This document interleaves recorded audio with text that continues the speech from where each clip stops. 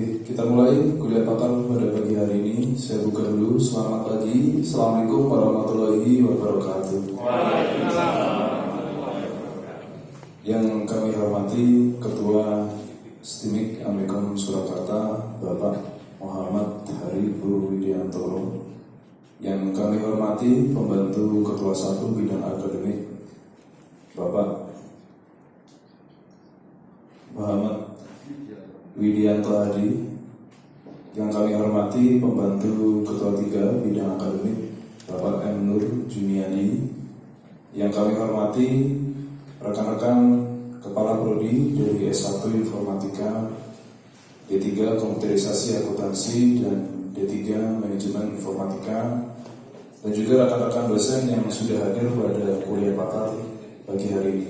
Yang kami sayangi dan yang kami banggakan, rekan-rekan mahasiswa S1 Informatika dan D3 Manajemen Informatika, Komputerisasi Akuntansi, baik yang mengikuti kuliah pakar pagi hari ini secara offline di Aula STIMIK Amikom Surakarta, dan yang mengikuti kuliah pakar secara online melalui YouTube kita di STIMIK Amikom Surakarta, maupun rekan-rekan dari luar kampus STIMIK Amikom Surakarta. Kami ucapkan selamat datang di channel YouTube resmi kita STIMIK Amikom Surakarta. Silakan bagi rekan-rekan yang nanti menghendaki untuk bertanya, sekali lagi bisa langsung bertanya melalui kolom chat, baik yang secara online. Kita hari ini ada beberapa agenda utama yang akan kita laksanakan pada kuliah pakar pagi hari ini. Izinkan saya membacakan susunan acara kuliah pakar pada pagi hari ini. Dimulai dengan pembukaan dan doa, kemudian dilanjutkan dengan sambutan oleh Ketua STIMIK Amikom Surakarta. Kemudian agenda berikutnya dilanjutkan dengan sesi kuliah pakar yang akan disampaikan langsung oleh Prof. Ono Widodo Purbo, dan akan didampingi oleh moderator kita, yaitu ada Bapak Lili Sugiarto. Kemudian kita masuk ke sesi ramah tamah, penyerahan fundel sampai dengan penutup dan foto bersama. Untuk mengawali kegiatan kita pada pagi hari ini, marilah kita berdoa menurut agama dan kepercayaan masing-masing. Berdoa, kami persilakan.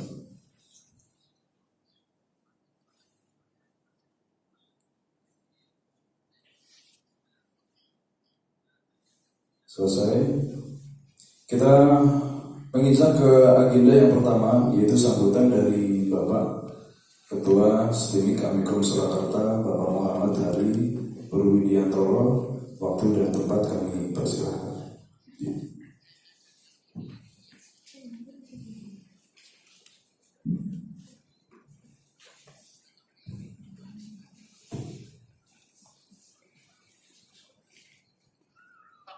Bismillahirrahmanirrahim.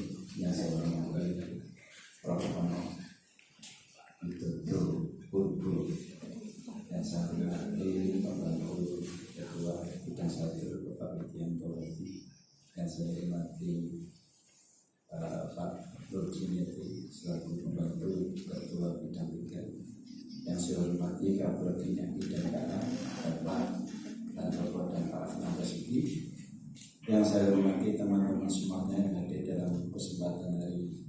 Assalamualaikum warahmatullahi wabarakatuh.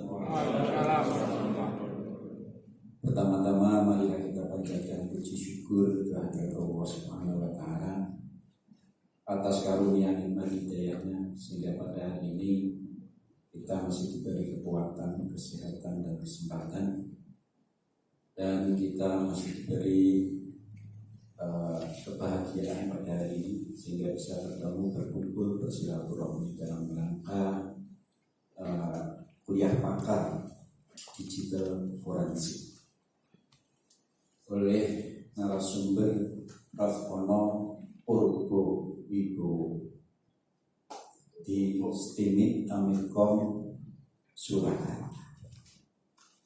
Dan Bapak Widodo Purbo, saya baca di sana. Ono Widodo Purbo. Mohon maaf tadi sambut Prof. Masih saudara sama presiden.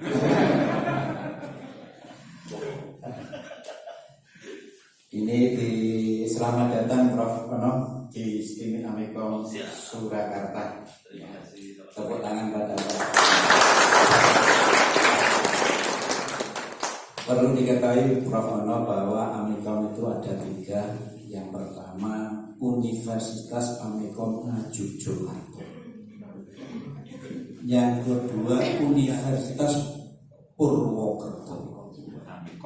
Yang ketiga STIMIK Amikom Surakarta Kartosuro di Sukoharjo. Alhamdulillah hari ini didatangi oleh Prof. Ono Widodo Purbo.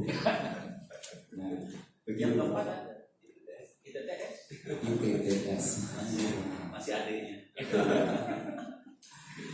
Dan STIMIK Amikom Surakarta Kartosuro di Sukoharjo Pak ini dipimpin oleh Pak Haripur Widianto, dibantu Pak Widianto, ya. Kemudian kaprodinya Pak Hantoro, kemudian di penjamin itu Pak Nur Hidayanto, dan bagian PAK Pak Nur Yanto, kemudian di bagian PU itu Pak Sutanto, dan yang terakhir Pak, bagian parkir Pak Sutrisno. Pembicara Ono. Dan berbicara Pak Ono Widodo Purbo. Luar biasa. Bapak Ibu yang kami hormati, pertama saya kenal Pak Ono itu mungkin tahun 2007 ya. Pada saat itu saya teringat membuat wajan. Ya, wajan itu bisa untuk alat telekomunikasi. Wajan bulik luar biasa. Kemudian yang kedua, karena anak saya itu termasuk penggemar Prof. Ono. Nah, karena Prof. ini sebenarnya yang laki-laki. Ini pada saat open source Ubuntu dulu ya, tahun berapa? Tahun 2010 atau berapa. Dan yang ketiga saya kenal dekat dengan Prof. Ono tanggal 26 Agustus 2022, pas 1 bulan hari ini di Yogyakarta. Betul Pak? Bulan ya. 1 bulan tepat. Dan bincang-bincang yang ternyata Prof. Ono ini sebagai pembantu rektor di Institut Teknologi Tangerang Selatan atau ITTS. Perlu diketahui ITTS itu ketua pembinanya yayasannya itu Prof. Muhammad Suyanto. Dan di Universitas Amikom Purwokerto juga pembinanya Prof. Muhammad Suyanto.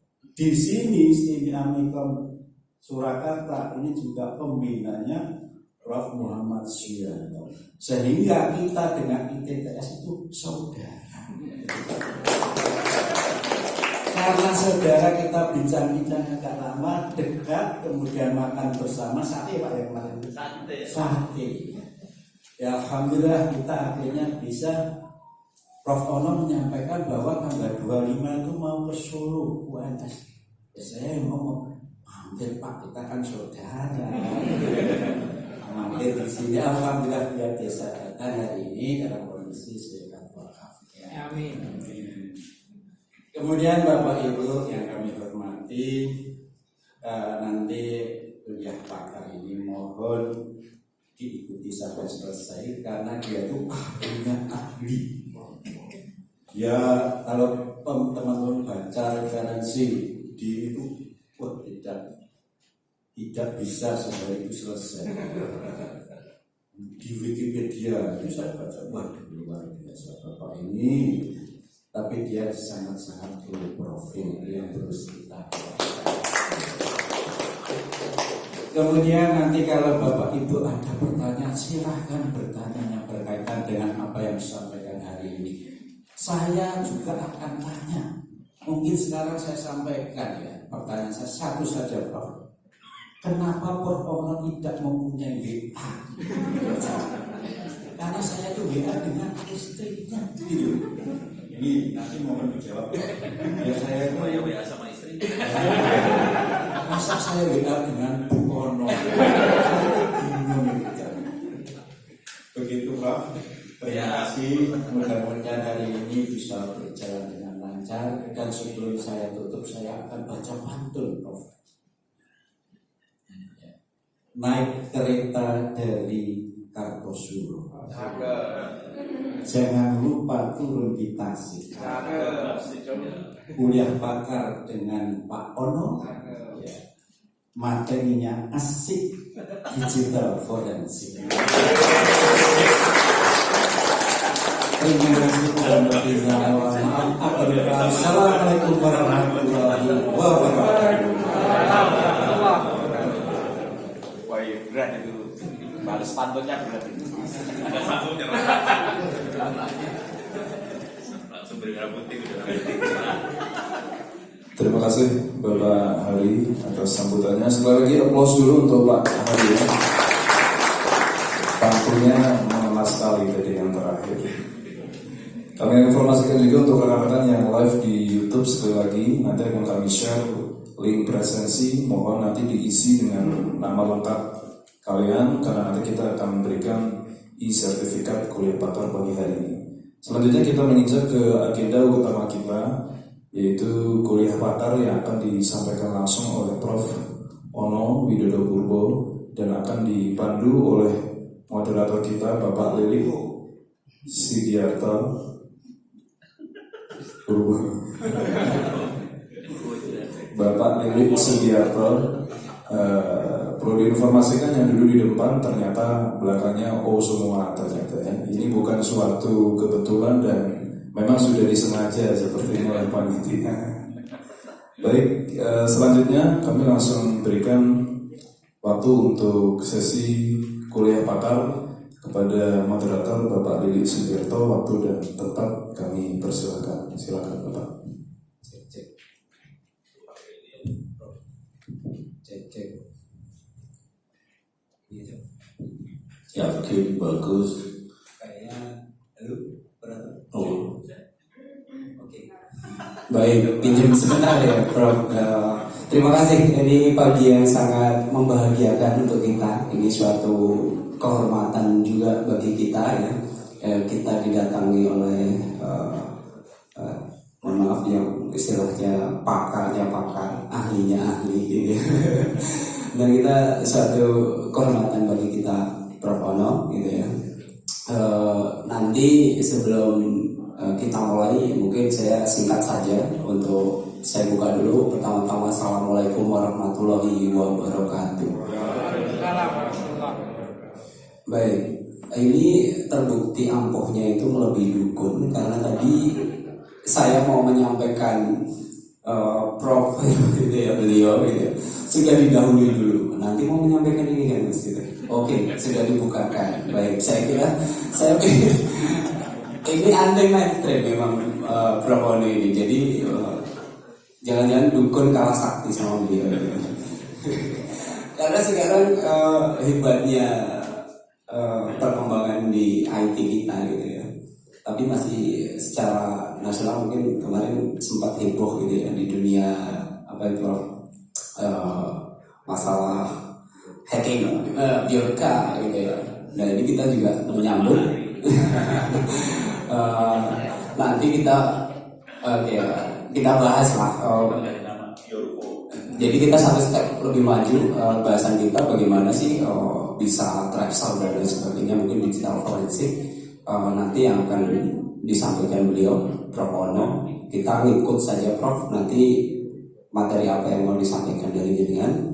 Kemudian nanti setelah sesi berjalan, intinya nanti kalau ada mau yang ditanyakan gitu ya, boleh angkat jari, kemudian sebutkan jurusan atau mungkin dari luar kampus mana gitu ya, itu bisa biar kita lebih akrab dari mana saja sih gitu. Selain itu nanti kita pantau yang di luar karena kita live streaming Bro YouTube. Jadi ini karena keterbatasan tempat nanti, tapi peserta di dunia maya itu banyak ya Bro. harapannya nanti diskusinya menarik. Saya kira langsung saja ya Prof, daripada nanti segmennya ngomong. Silakan Prof. Terima kasih Pak Lili, Pak Hari, Bapak-Bapak Wakil Rektor, dosen, terus teman-teman semua. Selamat pagi, Assalamualaikum warahmatullahi wabarakatuh. Ini sambil saya rekam ya, start recording, nah, gitu. Pertama-tama saya jawab dulu pertanyaan Pak Hari. Kenapa saya tidak pakai WA? Sebetulnya saya juga nggak pakai telepon segala macam sih. Ini ngomong jujur atau enggak? Kalau mau jujurnya ginilah jujurnya. Handphone saya disadap sih. Gitu. Yang nyadap tahu lah. Aparat nyadap saya. Kenapa saya bisa tahu saya disadap? Karena mereka kasih tahu saya. Kalau dari sini ya hancur mereka.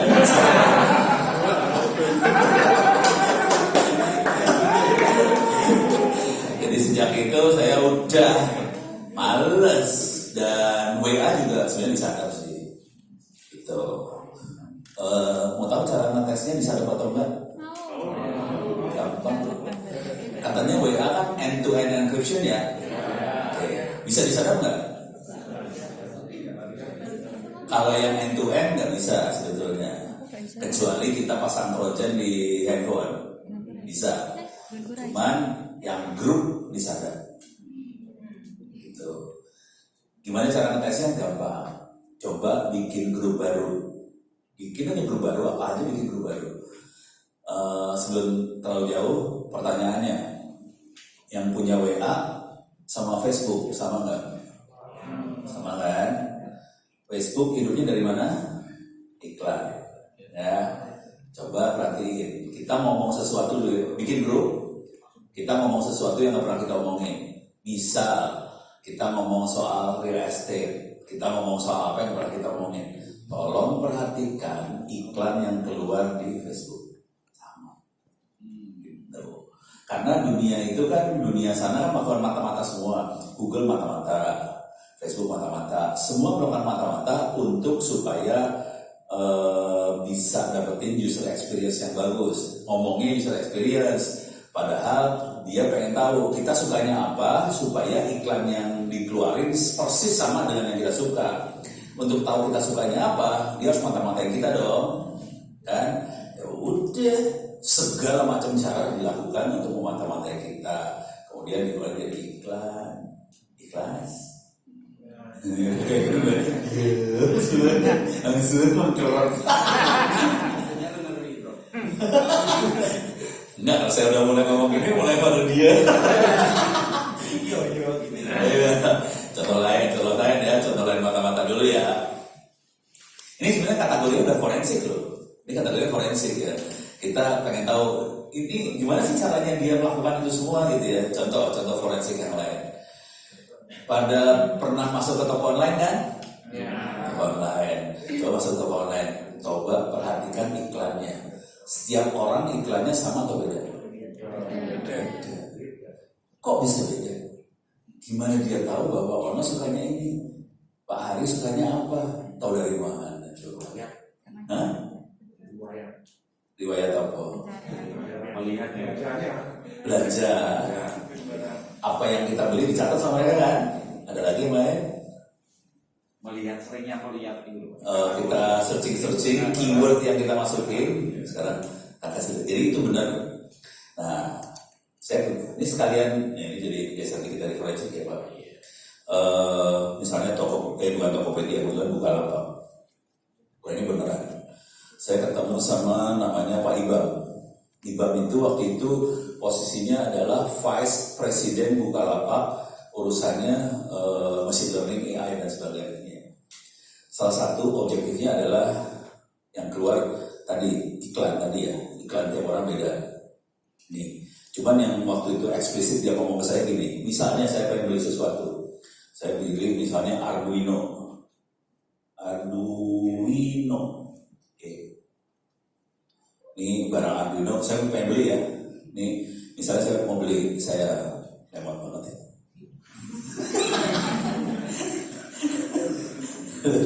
Nah, ini keluar ya. Ini saya pengen beli, saya klik di sini ya, klik mau beli. Oke, ini mau beli, harganya 50.000, murah juga ya. Oh RTC, oh ya. Tolong lihat di bawah sini, barang terkait. Oke, barang terkait itu mainannya machine learning loh, hati-hati. Jadi kalau orang beli apa, dia beli apa juga. Nah itu kan terkait, itu machine learning. Kalau dalam dunia machine learning namanya asosiasi. Oke, ya. Ini sebelum ini diimplementasikan, perputaran uang di Bukalapak sekitar 12 triliun per bulan. Bukan untung loh, bukan duit yang muter aja, 12 triliun. Kemudian Pak Ibam dan teman-temannya mulai mainan machine learning, kemudian ini ditaruh, diukur sama dia, efeknya apa? Naik uangnya jadi ditambah lagi sekitar 300-400 M tambahan uang yang berputar. Jadi tujuan hidupnya machine learning dan teman-temannya tadi adalah gimana caranya supaya si website itu personalize, jadi di custom, disesuaikan sama masing-masing personal si pembeli, supaya pembeli merasa bahwa memang itu yang dia butuhin, dia merasa nyaman dengan websitenya, uangnya keluar, simple, dan dia akan melakukan mata-mata, semuanya akan melakukan mata-mata. Dan ini yang jadi masalah di DPR hari ini, karena mereka lagi tanda tangan undang-undang privasi sama data proteksi ya. Padahal semua situs akan memata-matai kita, termasuk aparat memata-matai kita, termasuk WhatsApp-nya dimata-matai, SMS dimata-matai, semua dimata-matai. Hati-hati. Moderator stres. Ini masuk ke YouTube, jangan khawatir. Ini Mas yang di belakang, kalau ada pertanyaan dari YouTube, tolong saya dikasih tahu ya. Oh bisa dibantu juga. Jadi kalau ada pertanyaan silakan angkat tangan. Di YouTube juga tolong saya dikasih tahu, saya langsung bereaksi aja ya. Beres ya? Sampai sini aman? Aman. Aman apa stres? Sekarang kita masuk ke topiknya ya. Jadi ini tadi pertanyaan Pak Hari, serem ya, stres ya. Gue tahu itu stres Pak Hari. Gimana cara mengamankan?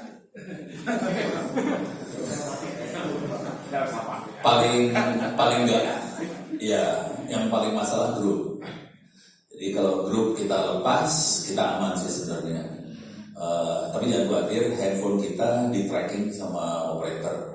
Jadi operator tuh tahu posisi handphone kita ada di mana ya. Memang itu fasilitas yang ada di jaringan seluler, dia bisa tahu handphonenya ada di mana sih. Karena dari 3 tower langsung tahu, dia triangulasi gitu kan, langsung tahu koordinasi handphone ada di mana. Semua customer handphonenya tahu semua. Jadi kalau handphonenya nyala, kita tahu ada di mana. Gitu ya. Jadi cara paling aman sudah dimatiin sih.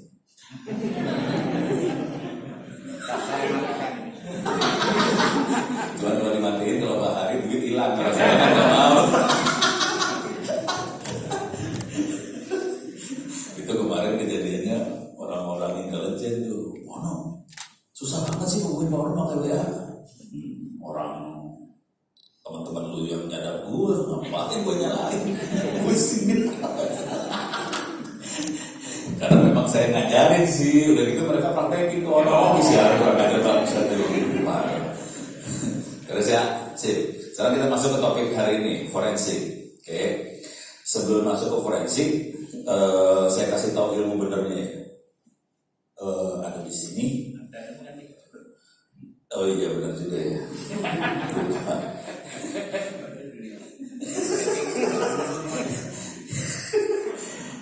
Saya masuk ke websitenya Open Course ITTS.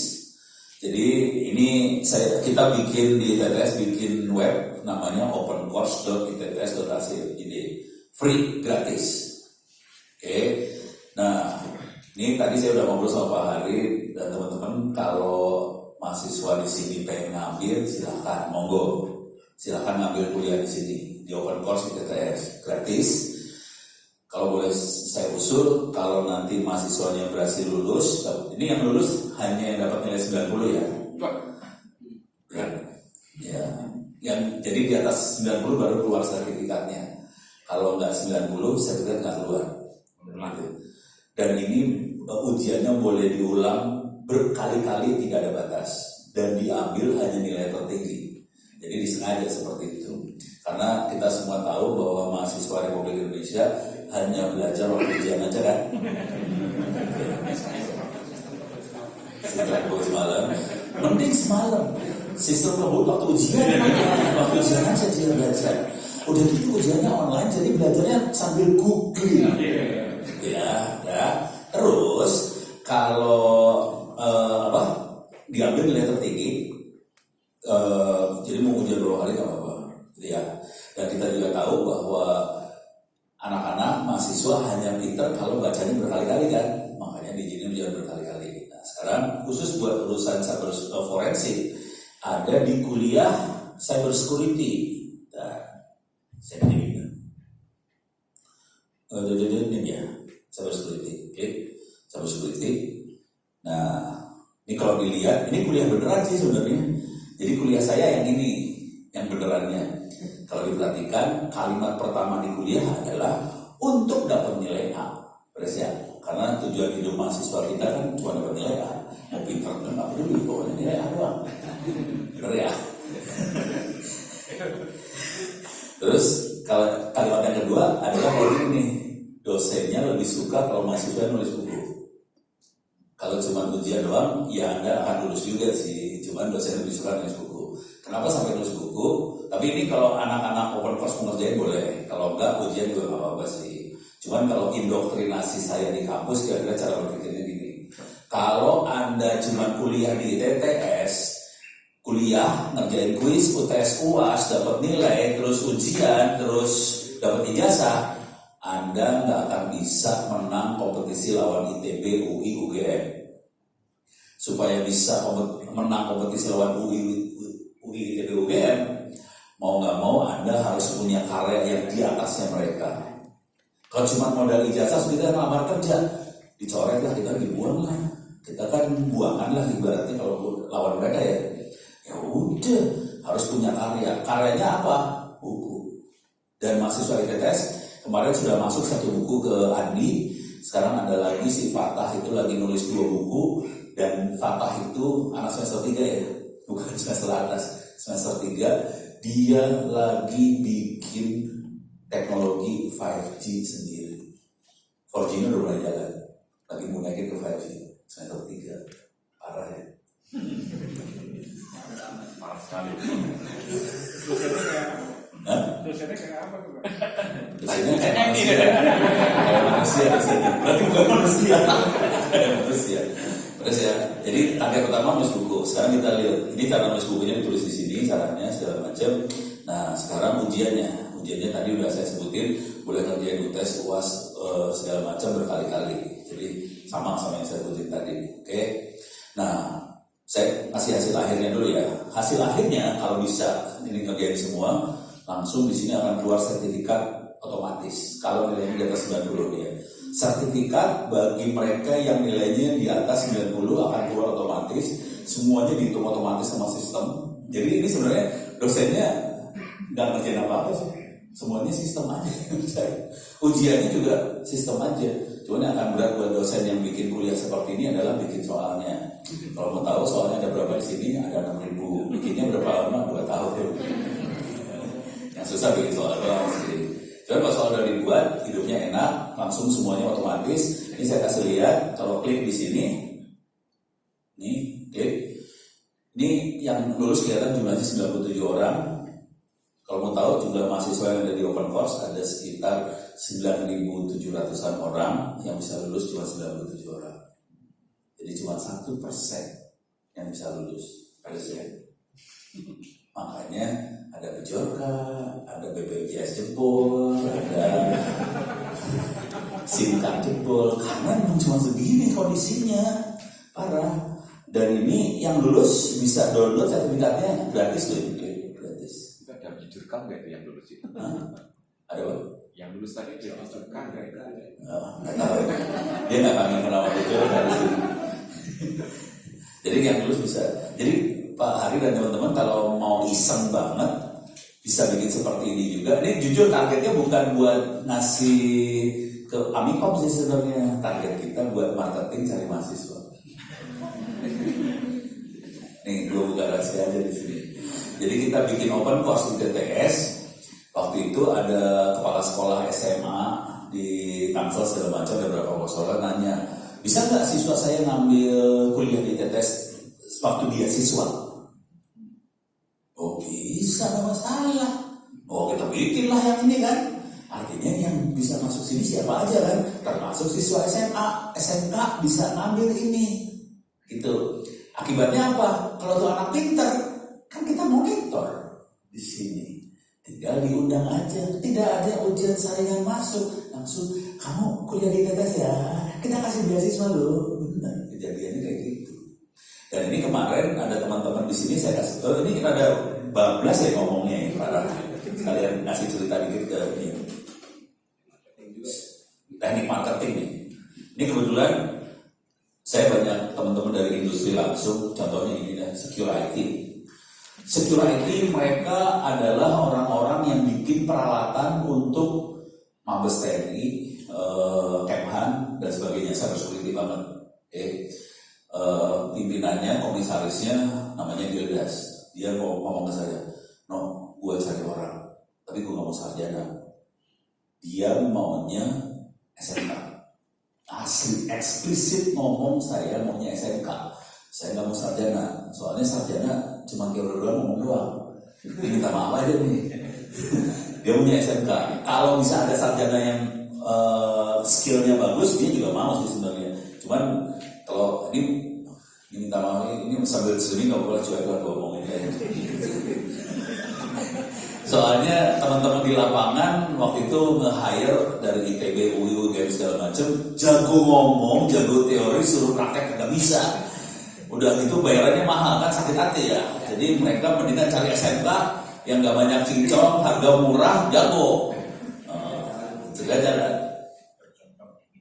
Apa tuh? Bercontoh dingin. Oh gitu, contong. Contong tuh. Oh bahasa.